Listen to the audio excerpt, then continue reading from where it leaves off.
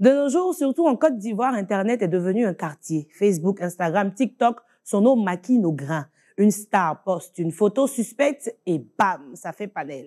Une rumeur sort et hop, les professionnels viennent en parler en mettant leur grain de sel. Oui, c'est ça qu'on appelle le gbéré. Un art, un sport, une passion de parler des autres, de décortiquer la vie des gens comme des cuisses de poulet en brochette. C'est devenu un secteur prometteur de l'influence que des passionnés ont promulgué. Ces passionnés, ce sont les gbéresseurs. Diplômés, attestés et certifiés par les internautes, ils observent, analysent, critiquent et commentent toutes les actualités des réseaux sociaux avec une aisance et un professionnalisme sans pareil. Et même si d'autres s'en plaignent, leur popularité ne cesse de grimper, ce qui suscite réflexion. Si le gbéré est mauvais, pourquoi leurs vues, likes, partages ne cessent d'augmenter? La question est tellement bien posée que je pense que c'est à eux-mêmes on va demander. Bonsoir à toutes et à tous, bienvenue dans OPLC. Aujourd'hui, le gbéré sur les réseaux sociaux devient un sujet d'étude.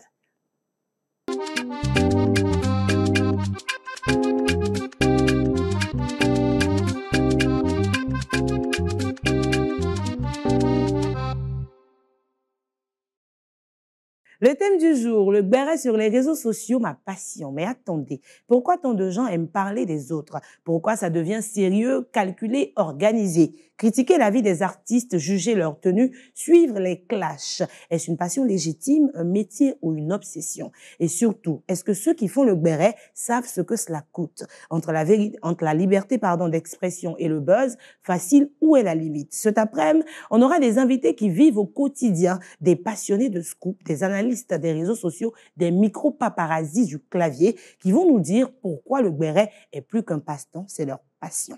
Installez-vous bien parce qu'on va retourner la télé et les réseaux comme un pangolin au feu de bois. Avec Emmanuel, Arnold et notre expert pour l'occasion, Henri.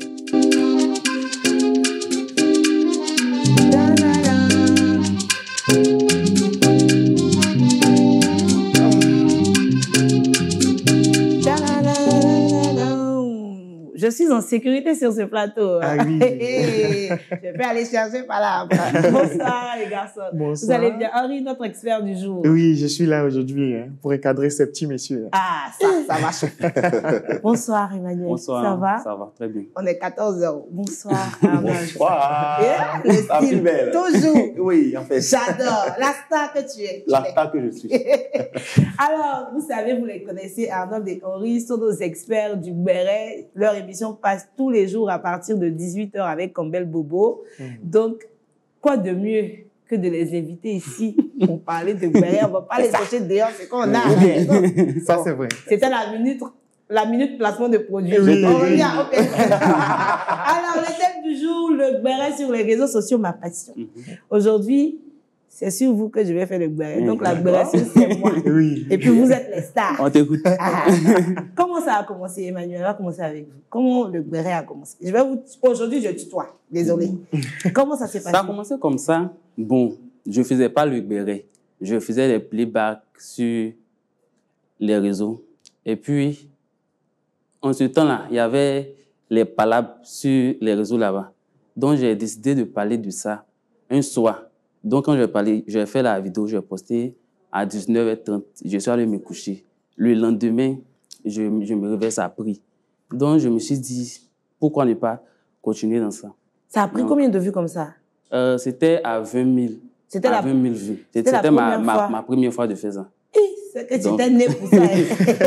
Un coup en même temps. C'était à 20 000 vues. Donc, j'ai décidé de continuer. Arnold, comment ça a commencé? Bon, moi, pareillement, je ne suis pas venu sur les réseaux avec l'idée de « vas-y, je vais faire gbéré, je vais parler de la vie des gens et puis vas-y, ça va marcher ». Je suis venu, je faisais comme tout le monde, je faisais des playbacks, mais moi, ça ne me réussissait pas. En gros, ça ne me réussissait pas. Donc, un jour comme ça, il y a eu le concours Miss Côte d'Ivoire et j'ai décidé de faire un débriefing des candidates parce que c'était un sujet d'actualité. Donc, je décide d'en parler, de donner mon avis sur les candidates et je vois que j'ai mon frère, je reviens aussi haut. Ça s'en va. Juste quand il y a un de mes audios même qui a un peu circulé, j'ai vu que les gens aimaient entendre ma voix, aimaient peut-être entendre mon avis, donc j'ai continué et puis au fur et à mesure, ça a donné Tu es Arnold que oui, tu es. Est-ce que vous considérez comme des chroniqueurs, des influenceurs ou juste des passionnés du buzz? Comment vous vous considérez? Emmanuel, oui. Je me considère comme un créateur de contenu sur TikTok, Simplement. tout simplement. Et vous, Arnaud?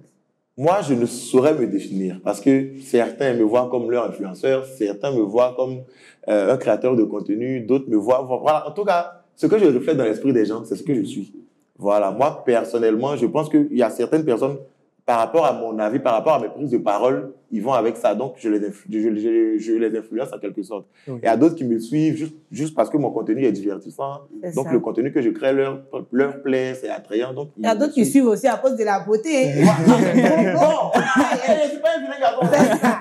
Il n'y a pas d'utilité. Voilà. Non, pas du tout. Il n'est pas du tout. Du tout. Donc, voilà. Notre expert du jour. Oui, La alors- première question que je vous attribue d'abord avant de faire le tour de canapé, c'est Oui. c'est quoi le bérin en réalité? Si on peut définir ça pour nos téléspectateurs d'ailleurs qui ne connaissent pas forcément le Nushi. Alors, tout simplement, le béret, c'est le fait de parler de quelque chose ou de quelqu'un.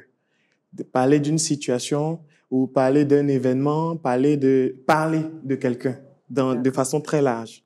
Et dans nos rapports, c'est-à-dire dans nos rapports humains, on parle. On parle de quelqu'un, on donne son avis sur la tenue de quelqu'un, on parle du comportement de quelqu'un dans nos rapports humains. Et c'est comme ça que les réseaux sociaux ont été faits. Ça veut dire que les réseaux sont venus dans le style de je suis ici, quelqu'un est ailleurs, je poste quelque chose, c'est-à-dire je parle, la personne réagit, donc elle m'écoute ou bien elle aime ou pas ce que je dis, donc elle like et elle donne son avis à son tour, elle commente. C'est comme ça que les réseaux ont été faits. Et donc, c'est quelque chose qui passionne. Les gens aiment, c'est naturel, c'est dans notre quotidien. Donc, on fait ça. Les réseaux ont la configuration de nous donner l'impression de faire ça. Et donc, avoir des personnes qui décident de faire de ça une activité, donc qui décident de porter le flambeau, de parler et puis donner la possibilité aux gens d'interagir avec leur contenu, ça ne fait que rentrer dans le cadre de la vie humaine. D'accord. Mais là, on est sur les réseaux. On sort de l'humain, enfin, du réel, on va dans le digital. D'accord. C'est Voilà. bien, on a bien compris. En tout cas, il a bien expliqué. Non, Ça me rappelle quelque chose. Donc, et vous, comment vous êtes mis sur les réseaux sociaux? Comment vous avez commencé le béret? Alors, moi, j'ai commencé par passion parce que déjà, j'ai pas commencé, je suis pas rentré pas dans le style de béret de ces messieurs, mais moi, je voulais écrire, je voulais parler des choses que j'aimais. Et j'étais passionné avant, bon, je suis toujours, mais avant, j'écrivais sur la mode. Donc, je voulais écrire sur des tenues, je voulais écrire sur des stylistes et tout ça. Donc, déjà, même, c'est une forme de béret, voilà. Et après, donc, j'ai créé un blog où j'écrivais des choses, des gens venaient lire, les gens me donnaient leur avis. Et après, au fil du temps, les plateformes de blog ont pris beaucoup moins de succès. Donc, on est passé sur les réseaux sociaux maintenant, Facebook, Instagram et Twitter, voilà, et le reste pour maintenant faire de façon plus directe, puisque là, il y a une communauté qui interagit immédiatement. Ils sont pas redirigés sur un autre site. Et c'est là maintenant, plutôt que de parler des gens, bon, je parle des gens, mais je parle de l'actualité. Je parle des institutions, je parle des faits, comme dans la post béret, voilà, pour faire un petit coucou à mon style et tout. Donc, on parle de certaines situations qui sont passées, donc on donne la possibilité aux gens d'interagir dessus. Donc, on fait tous le même béret, mais on choisit les catégories. Justement, parlons des catégories de béret. Emmanuel, ta catégorie de béret, mais votre catégorie de béret. Aujourd'hui, là, vraiment, ça sera compliqué. Vous, là. Vous préférez vous bien. Non, allons, elle est tu. Voilà, Emmanuel, tu préfères quelle catégorie de béret? Le béret, c'est. C'est quoi? Béret, c'est quoi? Explique-nous. Les bérets, c'est les bérets. Il sourit d'abord. En fait, c'est son sourire là. Quand je regarde cette vidéo, c'est ce sourire là que j'aime. Parce qu'il commence à poser. C'est qui vient. Je ne sais pas si je dois tout donner, mais je donne un peu. Allons-y. C'est des bérets que je prends la peine. D'écrire. Non, pas d'écrire. De vérifier l'information avant de De la passer. donnée. D'accord. Donc ça, c'est un béret sain. Sain. Arnaud. Il n'y a pas de problème dedans. Moi, personnellement, je pense qu'il n'y a pas de type de béret parce que le jeune veut s'enlever dedans. Ah. Béret, c'est béret. C'est ça. Parce que déjà, béret, même, c'est de parler même de quelqu'un. Parler d'une situation qui est extérieure à toi, même ta situation. Quand tu parles de la situation de quelqu'un d'autre, même si c'est pour le président, même si c'est actualité journalistique, c'est le béret que tu es en train de faire. Exactement. Oui, d'une certaine Voilà. manière, oui. Je suis d'accord. Donc, moi, personnellement, je suis dans tout. Mais je suis pas sur l'édito. Moi, c'est-à-dire, je donne le béret et puis je donne mon avis par la suite. Voilà. Dire béret, moi, au début, là, pour se faire connaître, il fallait qu'on pique un peu. Il fallait qu'on tweak un peu.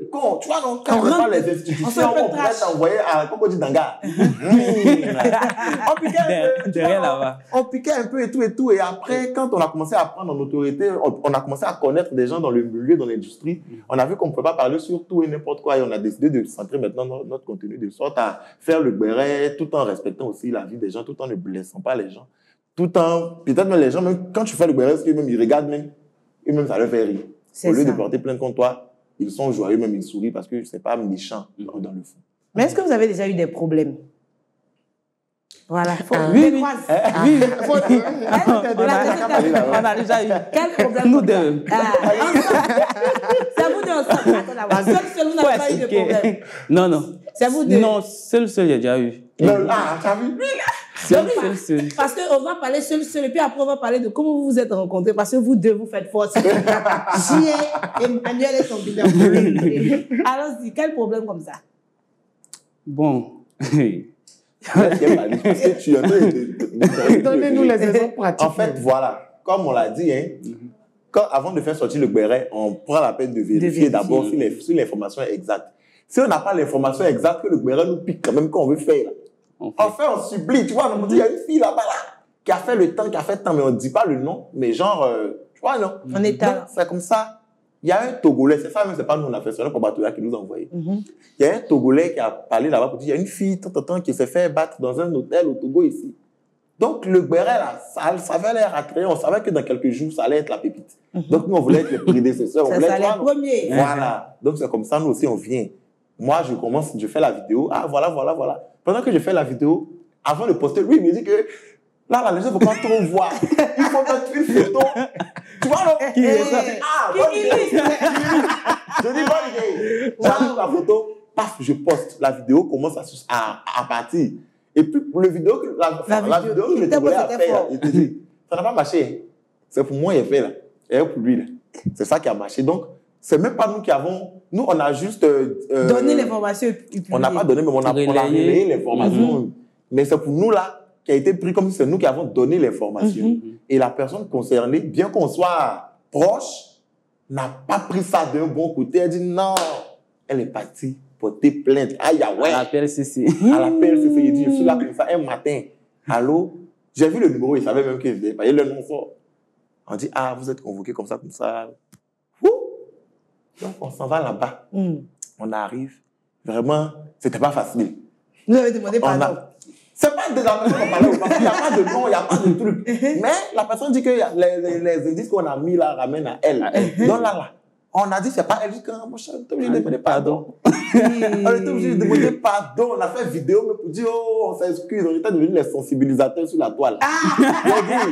On a sensibilisé pour dire que soyez responsables. Non, mais franchement, je peux dire que c'est le seul drama lié au béret qu'on a eu. Et puis bon, justement, le fait que ce soit quelqu'un qu'on connaisse, que je connaisse personnellement, je n'aurais pas pensé une seconde que j'aurais affecté au point qu'elle aille devant les juridictions compétentes pour me faire un fort. Donc, c'est est-ce qu'on vous a donné des règles à suivre à la PLCC? Est-ce qu'il y a des règles? Est-ce qu'il y a des règles à suivre sur les réseaux? Exactement. Alors, comme vous avez dit tout à l'heure, eux-mêmes ils l'ont dit, il y a un travail de fact-checking personnel qui doit se faire. Est-ce que l'information que je relaie est vraie ou pas? Bon, c'était vrai. Voilà. On dit c'était vrai. Là, c'est lui qui a dit. Ça, c'est l'élément. Ça, c'est l'élément. C'est pas qui a dit. Ils ont commencé. Ils ont commencé. Et ça, c'est l'élément de base. Est-ce que c'est vrai ou pas? Et dans la mesure où ce n'est pas vrai, qu'est-ce qu'on fait? On la vérifie ou on la poste comme ça? Et ils ont choisi de quand même aller. Alors que ça pourrait ou ça n'est pas vrai. On va nuancer parce que je ne sais pas. Donc, ce n'est pas vrai. Et là, on peut rentrer maintenant dans un cadre de diffamation où quelqu'un raconte quelque chose sur moi sans vérification. Et il y a des lois par rapport à ça en Côte d'Ivoire qui peuvent emmener quelqu'un en prison pour 1 an, voire plus. Je pense qu'il y a des amendes et tout ça. Donc, on peut aller en prison, on peut se retrouver avec des amendes parce qu'il y a un cadre juridique qui sait tout ça. En Côte d'Ivoire, on a voté cette loi et on a validé les blogueurs, les influenceurs. Il y a eu plein de gens qui se sont assis, ils ont décidé ensemble de mettre en place ces lois-là. Le gouvernement les a mis en place. Ils ont donné, c'est-à-dire ils ont fait sortir pour dire, regardez, est-ce que c'est bon? On a regardé, on a dit, oui, c'est bon, on a validé. Et puis maintenant, ils sont allés faire les choses et c'est sorti définitivement. Donc, il y a des lois. Donc, vous les connaissez tous? Moi, je ne connaissais pas. Ah, jusqu'à ce qu'on t'attrape. Jusqu'à ce qu'on m'attrape, c'est là que j'ai connu. Parce que là, il dit que l'information, si elle est fausse, c'est de l'information. Même on dit, dans les tests que moi j'ai eu à lire là-bas, on dit même si l'information est vraie, elle est fausse, du moment où ça porte atteinte à l'honneur de la personne, pas sorti. Tu es dedans. Donc, on était bloqués. Vraiment, je tiens aussi à dire merci à la PLC ce matin, parce que vraiment. Dorénavant, d'aventure, si quelque chose m'arrive. D'aventure, si j'arrive là-bas, je suis encore votre petit frère. Oui, je ne vais pas arrêter maintenant. On connaissait Emmanuel, on connaissait Arnold, et puis un coup, bim, on s'élève, il y a la fusion des deux. Oui. Il y a eu quoi? Qui vous a connecté? Est-ce que c'était une fille? Non, c'est TikTok. On s'est connus sur TikTok en 2022. C'est moi, je l'ai écrit. Tu aimais son béret et tu dis, imagine lui et puis moi, ça va faire un truc. J'aimais, donc après, on s'est vus et puis ça a coulé. Il n'y a pas d'hypocrisie en nous? Non. Bon, de ma part, non. Pour lui, il n'était pas. Je vais me servir de OPLC pour dire que ces jeunes hommes me critiquent partout. Mais j'entends. Et puis même là, mon cher. Bon, déjà, dans un premier temps, il faut savoir que quand il y a eu cette réunion-là, ce n'était pas vraiment pour faire du contenu ensemble sur les réseaux. C'était parce qu'on s'appréciait mutuellement, on se postait, mais chacun avait son activité. Cette affaire de réseaux sociaux, faire les vidéos ensemble, c'est venu naturellement. Naturellement, c'est lui-même qui m'a appelé, vous dites, viens, on fait un nouveau type de contenu, qui nous a apporté encore des problèmes. Oui, c'est quel contenu? Le contenu, on dit... On parle des gens... Mais c'est pas moi, c'est lui qui a fait. Mais attends, mais tu ne voulais pas faire. Quand tu as vu que ça a pris là, tu dis, on va faire encore. Parce que c'est contenu-là. Mais les gens proposent maintenant le nom. C'est à cause de lui, les gens prenaient nos vidéos. Ce qui nous a posé un problème, c'est que les gens, il y a des pages qui prenaient nos vidéos pour aller reposter en mettant les images, photos des gens. Les photos des gens. Attends, c'est pas nous. Non, il n'y a pas de photo sur vos pages. Les amis, j'ai visé mes amis dedans. Mes amis m'appellent. Allô, c'est de moi tu parles. C'est pas du tout parce que Gbéré va de pair avec hypocrisie. Donc on est hypocrite. Je ne sais pas de toi, il parle. Non, quand même, toi aussi. Attends, c'est tellement d'elle, il parlait. Emmanuel, comment tu as eu l'idée de ce contenu-là? C'est vrai que venu comme ça. C'est venu comme ça. C'est venu comme ça. Comme on ne peut pas faire et puis dire les noms des gens, on dit on va faire sans dire les noms. Donc, c'est venu comme ça. Mais en tout cas, c'est chic. Ça pique. C'était chic, en tout cas. Alors, avez-vous déjà été confronté à une star qui vous a insulté, critiqué, ou bien est-ce que les gens souvent vous appellent pour dire, bon, je ne suis plus trop à la plage, il faut parler de moi aujourd'hui? Ça vous arrive? Non, moi, ils ne m'ont jamais. Bon, moi, ça m'arrive, hein. Ça m'arrive. Ça m'est arrivé récemment. En tout cas, ça m'arrive beaucoup. Ah, elle a appelé pour dire, il faut parler de moi. On va savoir qu'on a fait de ça là. Tu as gardé elle. Ça fait elle. Je suis d'accord. C'est une personne. Bon, c'est le premier à dire c'est une fille. Mais en tout cas, récemment, j'ai été contacté. Voilà. Et puis, ça arrive fréquemment. Il y a des personnes. Et puis, c'est dans ce contexte-là qu'on voit que le Gbéré n'est pas forcément négatif. C'est ça. On vient parler de la personne, histoire de remettre la personne sur les feux des projecteurs. Donc, c'est un métier qui a de l'avenir. Voilà, qui a de l'avenir. Un métier prometteur. C'est ça. Je vais ajouter quelque chose. Allez-y. Alors, aujourd'hui, c'est devenu un métier. Et des gens ont de la visibilité grâce à ça. C'est ça. Donc, c'est devenu un moyen de communication. C'est devenu un moyen de placer ses produits. Donc, il y a toute une industrie maintenant qui repose sur la base des influenceurs et surtout sur ceux qui ont beaucoup de followers, et dont ils font vraiment partie.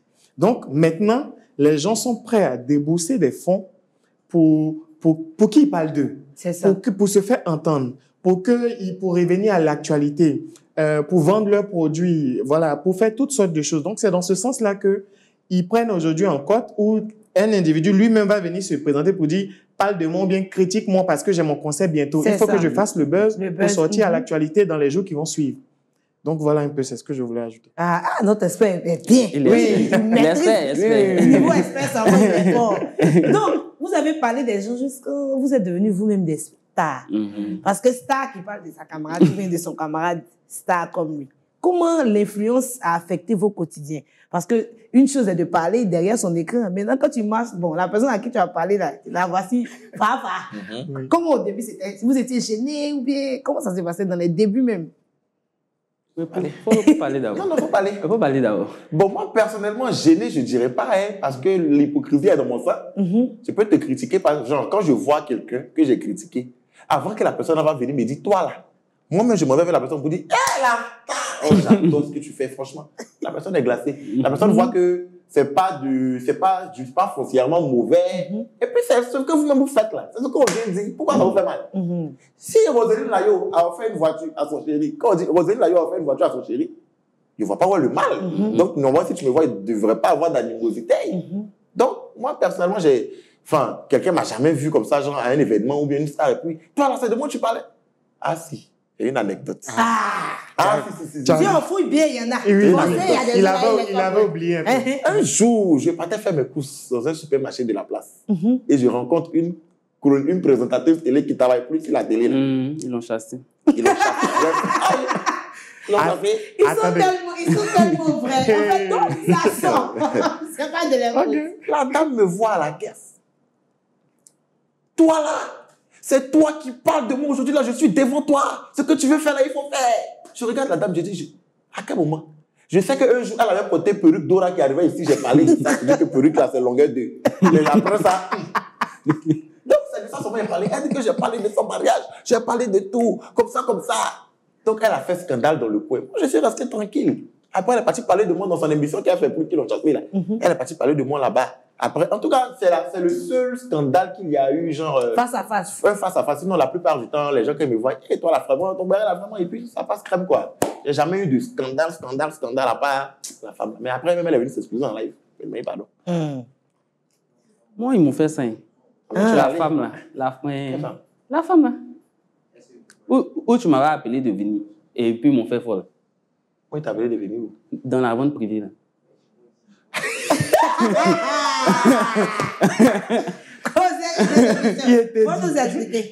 Bon, j'étais chez moi un jour comme ça. Et puis, il y a un autre qui m'appelle que je suis dans une vente privée, là, il faut venir. Ce jour-là, je n'ai pas transport même. Et puis, en plus, c'était pas loin. Il a marché quand je suis arrivé là-bas. Donc, quand je suis arrivé, j'ai salué la dame en question. Elle me dit, il faut t'asseoir, que je viens, que toi-même, il te cherchait. Donc, je suis assis là. Elle quitte la baie, vient. Elle commence à crier. Tu es malade. Toi, tu parles de moi, puis tu as envie de t'asseoir dans ma vente privée. Sors. Attends, pendant qu'il faisait ça, il y avait la musique. Dès qu'elle a commencé à crier, ils ont coupé la musique là. Tout le monde a commencé. Tout le monde a commencé à me regarder en même temps. Pourtant, la vidéo qu'elle avait faite sur elle, elle n'est pas allée en mal d'elle. J'avais pris ça à la défense, mais je n'ai pas bien fait. Donc, elle n'a pas bien compris ça. Donc, elle m'a bien insulté. Devant tout le monde? Devant tout le monde. Je n'ai pas eu parler. Petit, elle dit, sa dame est partie en prison pour revenir. Et elle est partie en prison pour revenir.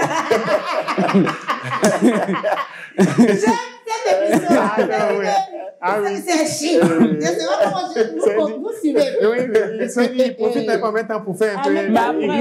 C'est bien elle. On a réglé. Vous êtes réconciliés? On a réglé. Elle est gentille. Elle est gentille.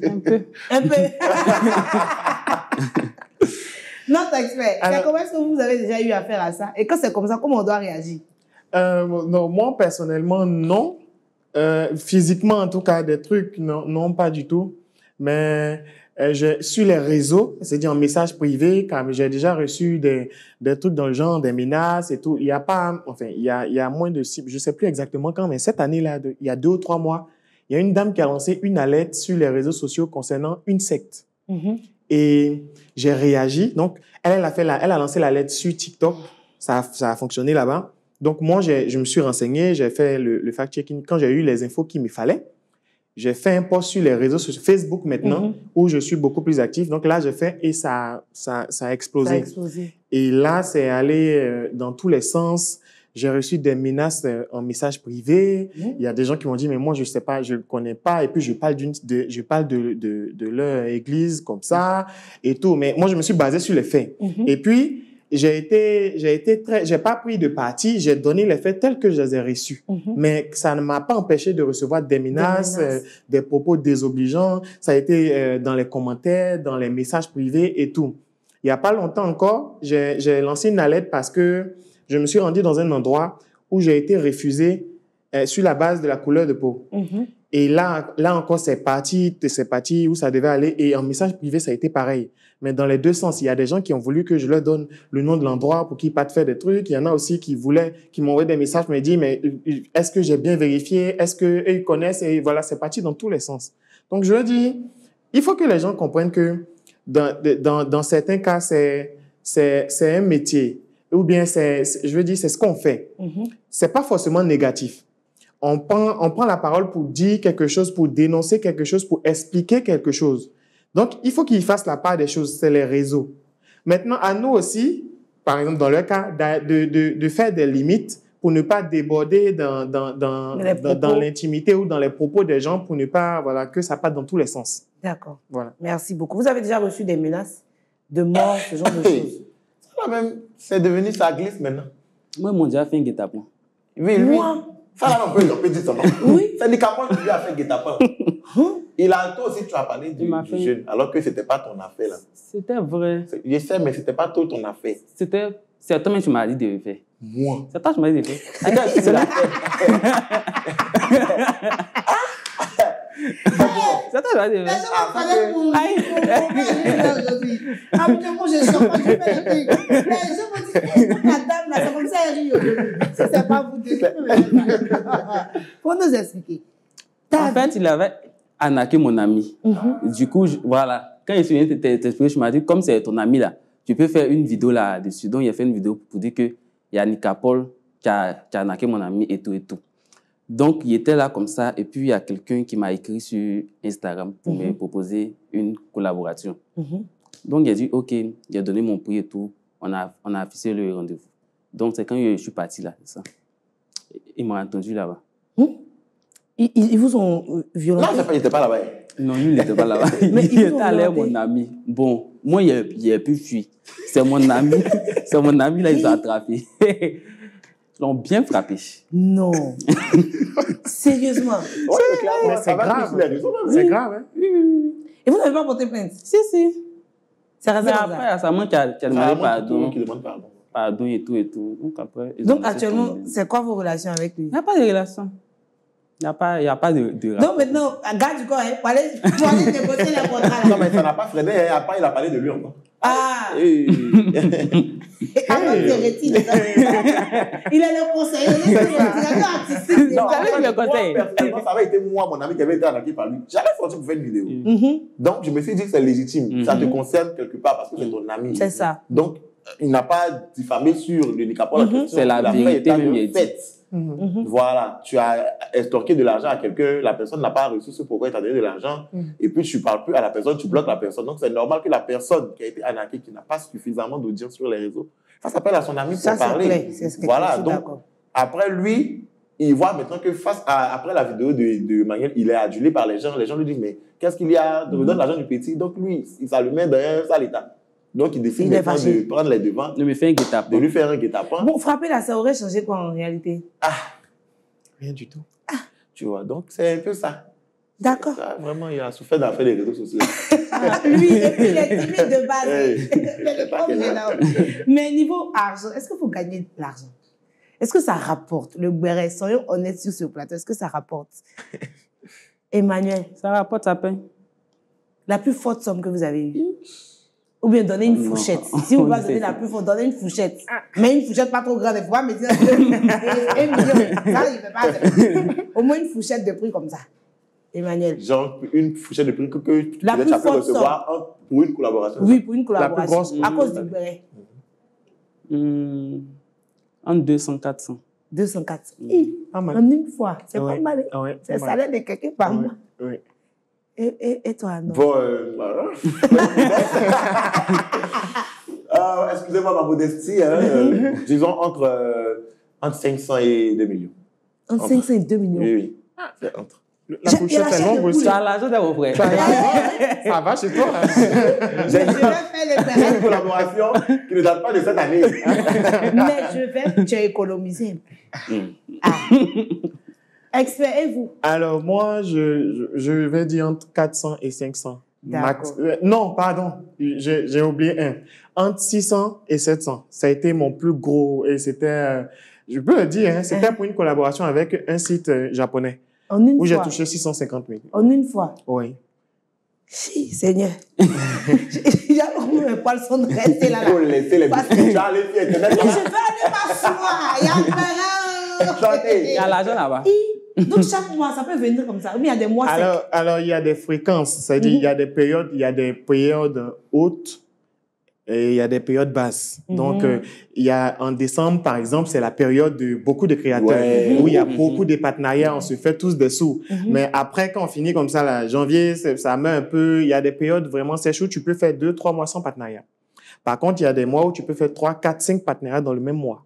Mais il faut économiser, c'est une question. Voilà, donc c'est une question. En termes de vie, il faut savoir préparer en même temps. Tu sais que à cette période-là, et puis aujourd'hui, on est nombreux. Il y en a, et eux, ils sont beaucoup plus sollicités même. Ceux qui font l'actualité, le béret, même en vidéo et tout. Nous, beaucoup moins, mais eux, beaucoup plus. Donc, il faut s'organiser de sorte à ce que dans ta période qui fonctionne, tu amasses ce que tu dois amasser pour tenir le temps qu'il y ait des collaborations.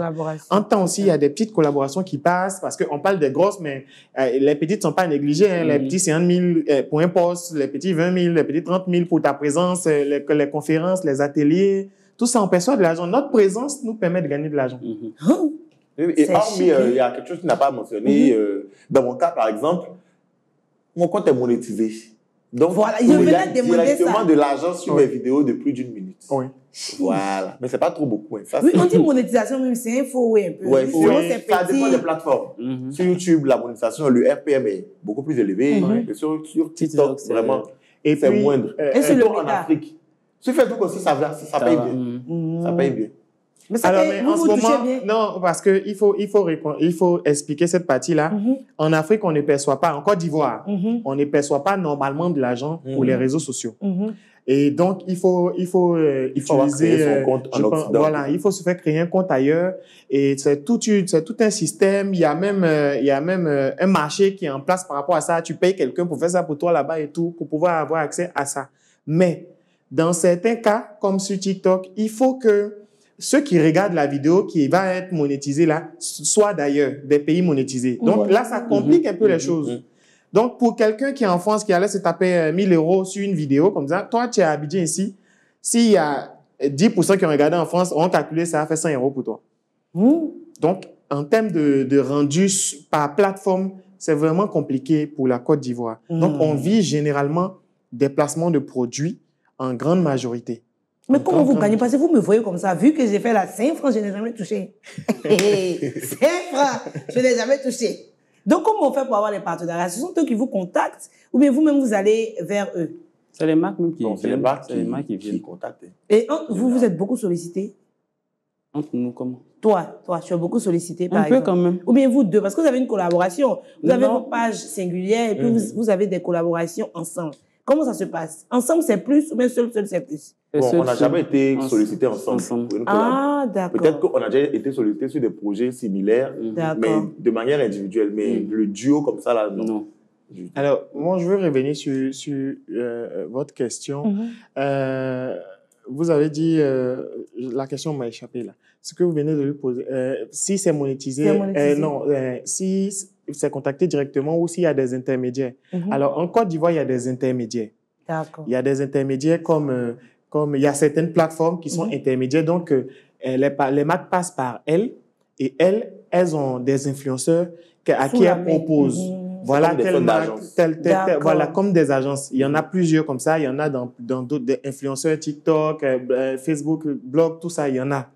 Et eux, quand ils viennent comme ça, voilà, ils vous proposent, et si ça vous convient, il y a les prix, il y a le boulot à faire, il y a ce que la marque demande, tout ça, vous pouvez. Maintenant, il y a des marques vers lesquelles on peut aller. Ça veut dire que on voit que, par exemple, il y a une marque qui est en train de faire une campagne en ce moment, il y a des influenceurs qui vont pour dire, nous, on est là, ou bien quand il y a une marque qui est en train d'arriver, on voit qu'elle est là, ou bien on sent sa présence un peu. Il y en a qui vont pour dire, nous, on est là, on offre nos services, voilà, on te demande une stratégie de com et tu envoies, si ça se passe bien, on te prend. Et puis maintenant, il y a les marques qui viennent directement, ils veulent Emmanuel, c'est lui qui est le prototype idéal pour parler de notre affaire. Il va vers là, c'est chic. Parce que là, on peut bien négocier et tout. Voilà. Mais je vois que vous tous, vous faites paris sportifs. On dirait que ça paye bien. Bah, les paris sportifs, après, moi, je suis pas vraiment très à l'aise. Au début, là, je prenais pour l'argent, mais maintenant, je ne le fais plus. Parce que je me dis, moi-même, je ne joue pas. Donc, entraîner des gens pour dire, allez jouer, je vois ça un peu comme une petite sorte de fraude, de façon, genre, c'est comme si c'est de la pub mensongère, un peu de tout. Donc, je ne le fais plus. Sinon, ça rapporte, là, ils donnent beaucoup d'argent. Et toi, tu as arrêté aussi? J'ai arrêté. Mais ça a rapporté, vous avez... Parce que beaucoup d'influenceurs le font, hein, les paris sportifs. Oui, alors moi, je suis dans le même cadre que Arnold. Au début, j'étais beaucoup démarché pour ça. J'ai accepté un même. Mais après, j'ai pas trop kiffé le mood. Autant même, dans le temps, je pariais pas. Maintenant, mais j'ai parié. Mais je fais plus, je n'accepte plus de faire ce contenu-là parce que, comme il dit là, c'est qu'on a une impression d'inciter les gens à des trucs, à les paris et tout ça. Alors que c'est eux en ce moment qui ont le grand budget. Vous voyez, quand vous sortez, vous partez à la gare, c'est collé comme ça, ou bien ils mettent les affiches, ils ont des budgets colossaux. Ce que tu veux en tant qu'influenceur, ils vont te donner. D'accord. Mais voilà, à cause de l'image et autres, on veut aller. Donc voilà. Tu as parlé PSG, Inter là. Non, il n'y en a pas, il était piqué un peu. D'accord. Est-ce que vous avez des limites dans le béret? Est-ce que tu as des limites, Emmanuel? Est-ce qu'il y a des niveaux où tu dis, ça là, c'est trop fort? Par exemple, tu as reçu une information, tu dis, non, ça là, c'est trop fort, je vais garder pour moi. Forcément. Forcément, s'il y a un tout comme ça sur le président, il va pas convenir parler. Moi, forcément, il y a des limites. Ouais. Je m'abstiens de tout ce qui est politique parce que je veux être suivi par tout le monde. Donc, je ne veux pas avoir de parti, je ne veux pas venir me prôner, peut-être, je suis de telle partie, et puis les gens d'autres partis ne vont plus me suivre. Ou bien, côté religieux aussi, venir dire, je suis un fervent chrétien, et puis les musulmans ne vont plus me suivre. Donc, je me dis que quand il y a ce genre de trucs-là, tu peux peut-être soit, même politiquement, j'en parle pas, mais des débats religieux, par exemple, tu peux juste donner l'information pour dire, une petite fille a dansé dans la mosquée, tu déposes. Mais donner son avis frontalement comme ça, pas où. Ou bien les Gbéré, je sais qu'il y a la même fille, je ne fais jamais fait. Momo, moi, Maureen a été. C'est la fille à son Gbéré, je ne fais pas. Si vous m'attendez pour faire Gbéré de Maureen a été, je ne peux pas faire. C'est trop ta tata, quoi. C'est ma tata, mais elle pourrait là. Ça va vite. Ça va vite. Alors, moi, je veux dire que je pense que j'ai des limites, mais si j'ai les informations exactes, je vais retransmettre à la communauté de façon exacte pour qu'on en débatte ensemble. Donc, dans mes limites, là, je veux dire, j'ai quand même des choses que je laisse passer. Par exemple, si, comme il a dit tout à l'heure, là, il y a un sujet sur le président et que c'est vrai, il y a eu quelque chose qui s'est passé, on va en parler sur les réseaux. Je vais parler de ça et puis je veux que ma communauté et moi, on en débatte sans donner mon avis. C'est-à-dire, je transmets l'information fidèlement. Qu'est-ce que vous en pensez? Allons dans les commentaires. Là, dans les commentaires maintenant, là, chacun prend son parti, mais sans insulter. On reste vraiment dans donner son avis. C'est vraiment journalistique, comme vous avez dit. Ok, d'accord. Donc, ce n'est que le début. Hein. Voilà, nos invités sont là, prêts à balancer les vérités sans filtre. Alors, ne bougez pas. On vous permet d'aller vous servir un petit jus. On part à la pub, mais on revient après pour les bérets qui sont là, locaux. Parce que même si tu n'es pas dans la pièce, quand on grille à loco quelque part là, tu sens que... Je te dis. À tout de suite.